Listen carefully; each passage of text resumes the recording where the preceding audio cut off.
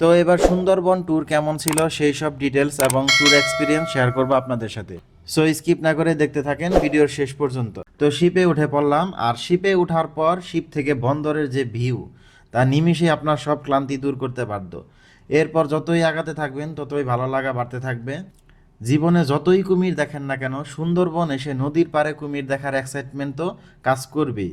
তো জোশ ভিউগুলা দেখতে দেখতে আমরা পৌঁছে গেলাম জঙ্গলবাড়ি আমাদের রিসোর্টে। রুমে যাওয়ার সময় চারিদিকে গোল পাতায় মরানো রিসোর্ট দেখে আপনার মন আরো ফুরফুরা হয়ে যাবে। এটা হচ্ছে আমাদের রুমের ভিউ।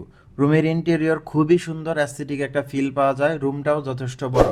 এই রিসোর্টে যতগুলো রুম আছে তার মধ্যে আমাদের নেওয়া এই রুমের ব্যালকনি সবচেয়ে বড়, যেখানে আসলে আপনার আর রুমে যেতে ইচ্ছে করবে না। ওয়াও, এখানে আমরা যে গাছগুলো দেখতে পাচ্ছি নারিকেল গাছের মতো, এটা মূলত নারিকেল গাছ না, এটা দেখতে লম্বা লম্বা পাতা, কিন্তু এটা হচ্ছে গোলপাতা। এরকম গোলপাতা গাছ অনেকগুলো আছে।